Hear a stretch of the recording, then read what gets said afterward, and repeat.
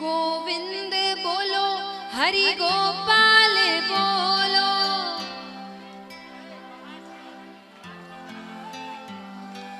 गोविंद बोलो हरि गोपाल बोलो।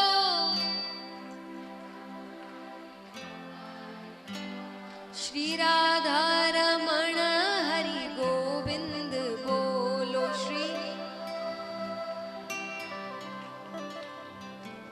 श्री राधा रमण हरि गोविंद बोलो।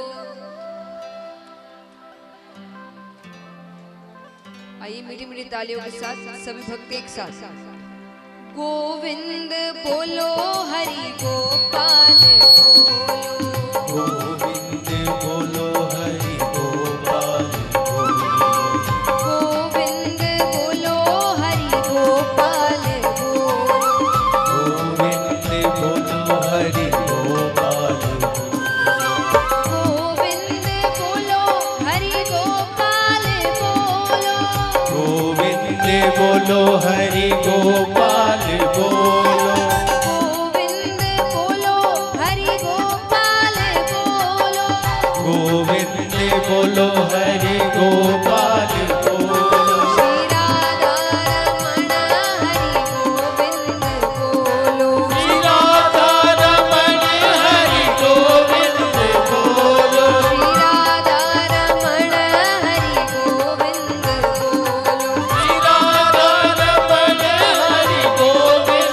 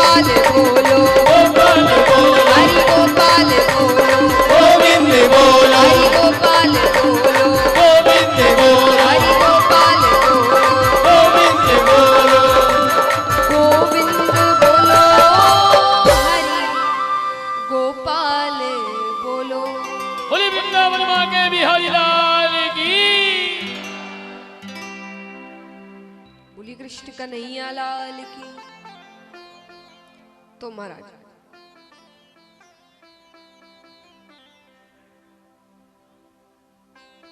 आइए। काल नरसिंह जी और सब अंजार नगर पहुंच गया। नरसिंह जी ने डेरा दे दिया। नरसिंह जी ने जो डेरा दिया मैं इंसान तो रह ही नहीं सके, पर फिर भी वो रात नरसिंह जी की दोरी सोरी काट ली। सुबह सुबह नानी बाई ने ठापड़ी, हमारा बाबा जी आया है। बेटी रे प्रेम उमड़ गयो भाई। और विचार करो, जद नानी बाई रो ब्याह हुयो उनरे बाद कदई नानी बाई आपरे पिताजी ने देखी को अद्भुत धैर्य। अटे तो हरिद्वार नहीं तो हलो, छुट्टी नहीं तो हलो।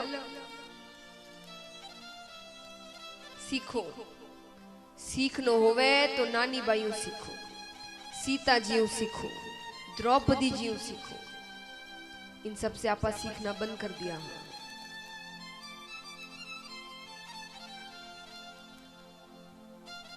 अब ये मतलब ये नहीं कि हफ्ते भेजो नहीं,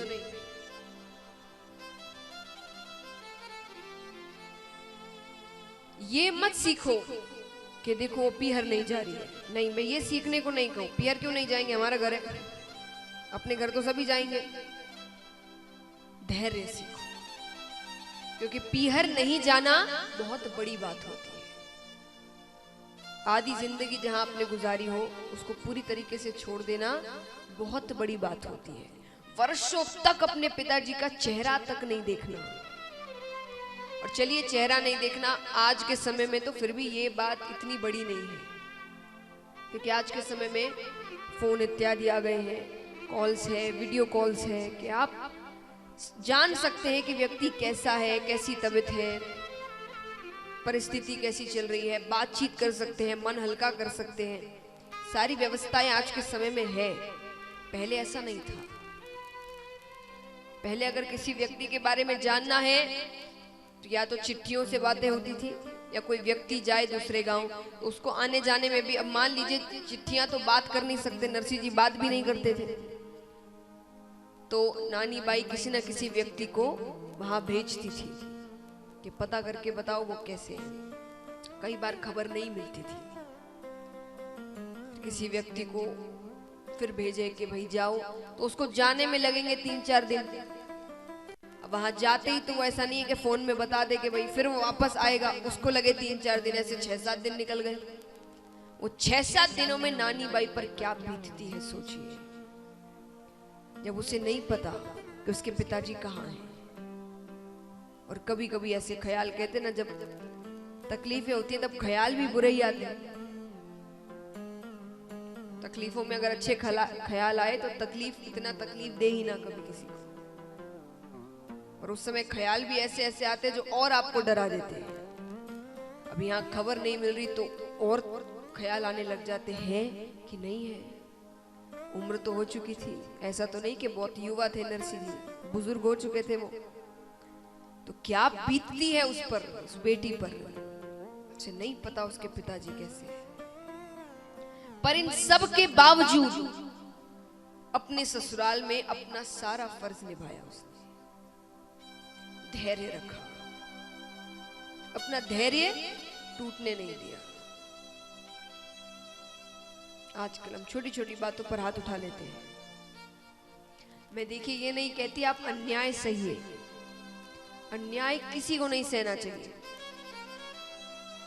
कोई भी रिश्ता हो, अन्याय मत सहो, क्योंकि जब आप अन्याय सहते हैं तो कहते अन्याय करने वाला और अन्याय सहने वाला दोनों ही दोषी होते हैं।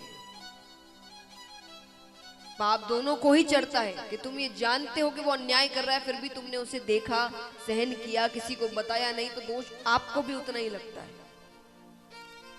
अन्याय मत सहो, लेकिन कई बार हम खुद जानते हैं कि बात इतनी बड़ी नहीं है। इस बात को समय देकर समझदारी से हम ठीक कर सकते हैं, पर हम वो नहीं करते। अपने अभिमान में। कहते हैं कि एक बार एक बच्चे ने अपने दादा दादी से पूछा कि आपके समय में रिश्ते इतने लंबे समय तक कैसे चल जाते थे, एक ही व्यक्ति के साथ पूरी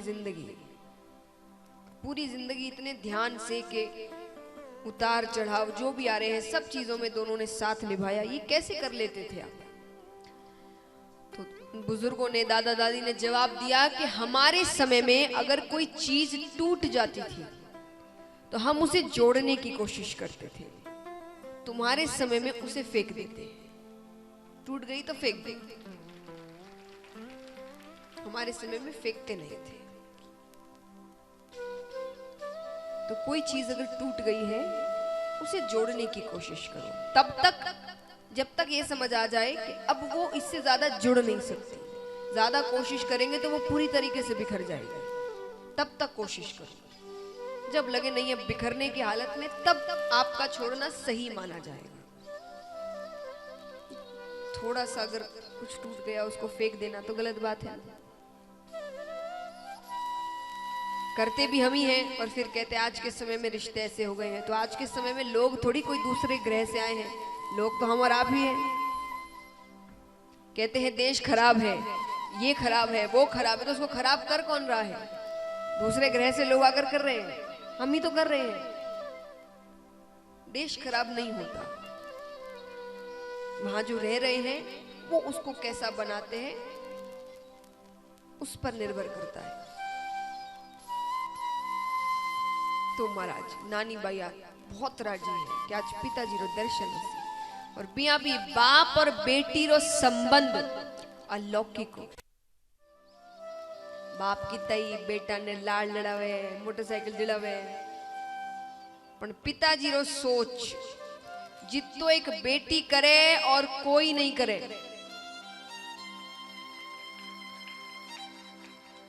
ये सच्ची बात है महाराज, ऐसा नहीं मैं बेटी हूं इसलिए ये बात कह रही हूं।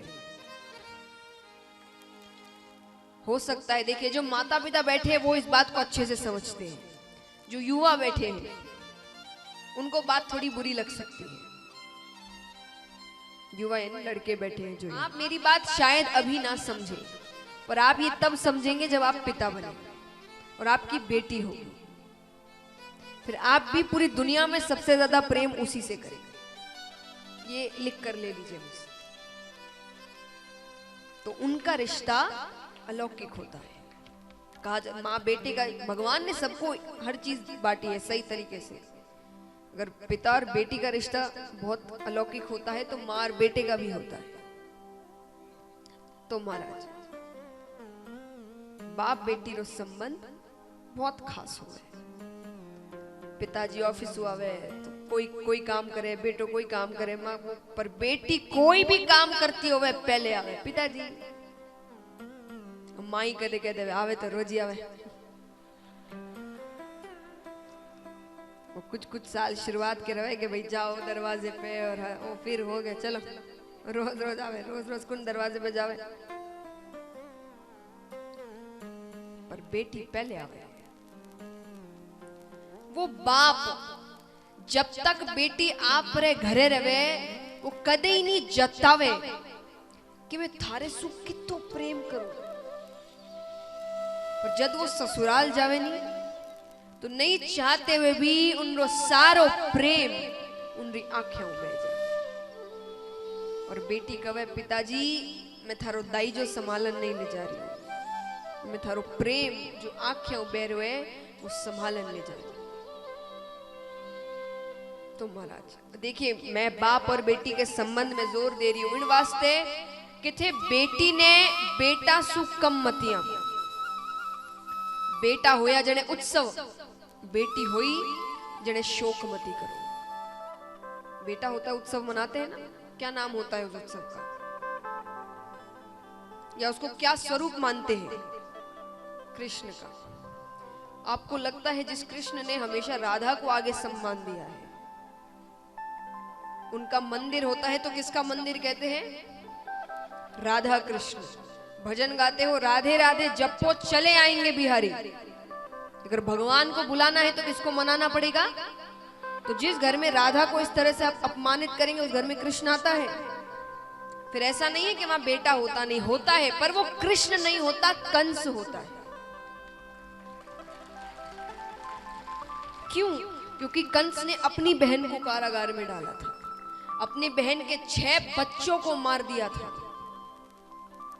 जिस घर में ऐसी हरकतें होती है ना, उस घर में कृष्ण नहीं आते, कंस आते हैं। तो महाराज कृपा करिए, बेटियां बोझ नहीं हो गए। अरे बेटो एक घर तारे, बेटी तो 2 घर तारे।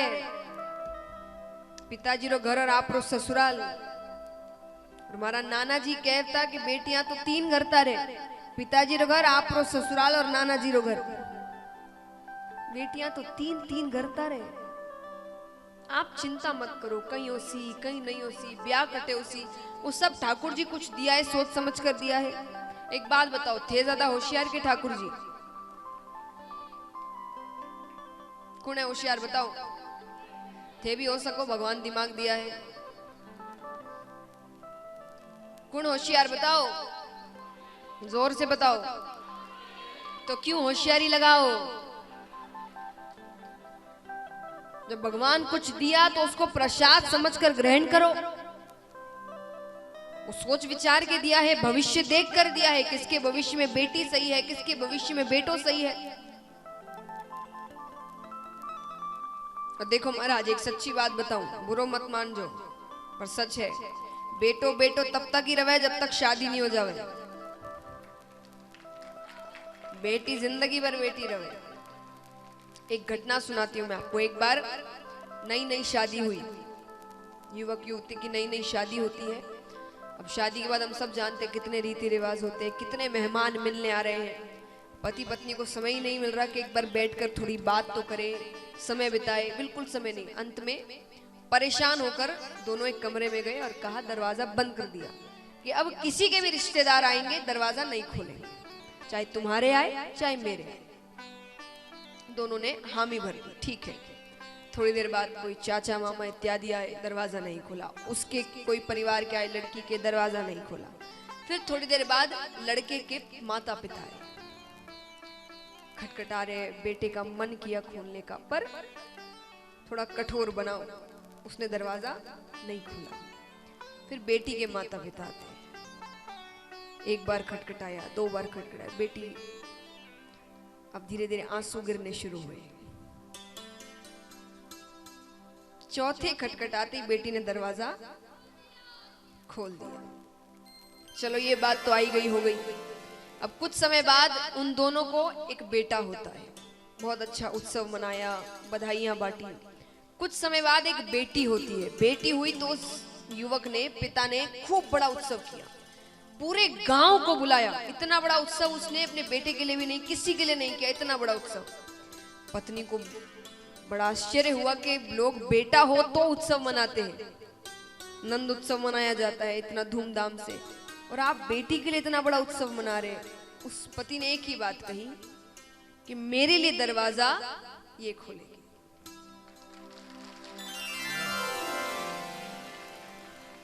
बेटी जिंदगी भर बेटी रहती है। मेरा कहना यही है कि मैं ये भी नहीं कहती कि बेटे को कम कर कर आप बेटी को ज्यादा सम्मान दें, या बेटी को कम करके बेटे को ज्यादा सम्मान। दोनों संतान हैं, भगवान ने आपको संतान दी है। वो बेटा है कि बेटी है मायने नहीं रखता। संतान को उतना ही प्रेम, उतना ही स्नेह, उतनी ही आजादी, उतनी ही शिक्षा और उतने ही संस्कार दोनों के लिए एक ही होने चाहिए। अगर आप सच में चाहते आपके बच्चे, आपका परिवार आगे बढ़े, कुछ अच्छा करे जीवन में, समाज के लिए, तो आपको इन चीजों का ध्यान रखना पड़ेगा।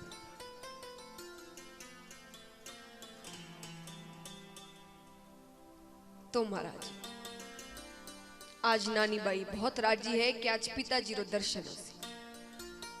तो महाराज बेटियों का सम्मान करना हमारा काम है, और भगवान को बुलाना है तो राधा जी को मनाना ही पड़ेगा। जिनको अपने घर में कृष्ण को बुलाना है, पहले राधा को मनाओ। आइए आज हमें ठाकुर जी को ही बुलाना है मायरे के लिए, तो ठाकुर जी को बुलाना है तो किसको मनाना पड़ेगा?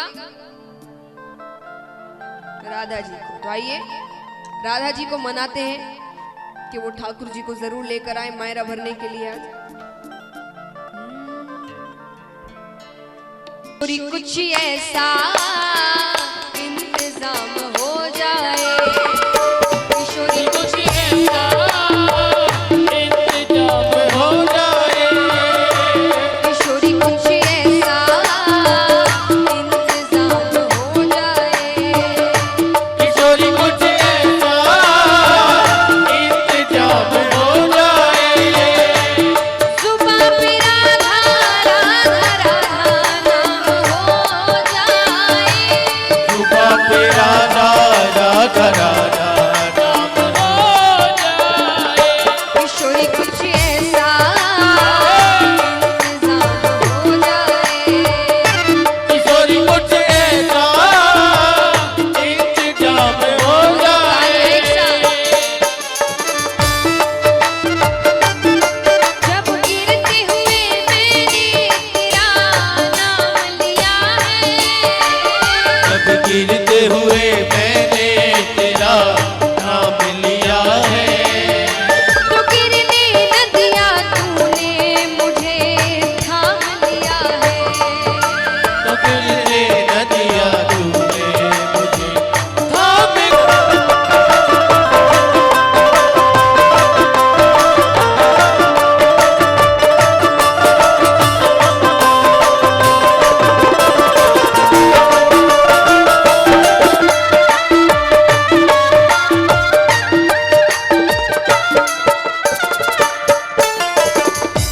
और कहते हैं कि अगर इनकी शरण में चले गए फिर बस कृपा अपने आप होने लगती है। बस शरण में आने की देर है, एक बार इन पर विश्वास करने की देर है, कृपा अपने आप होने लगती है।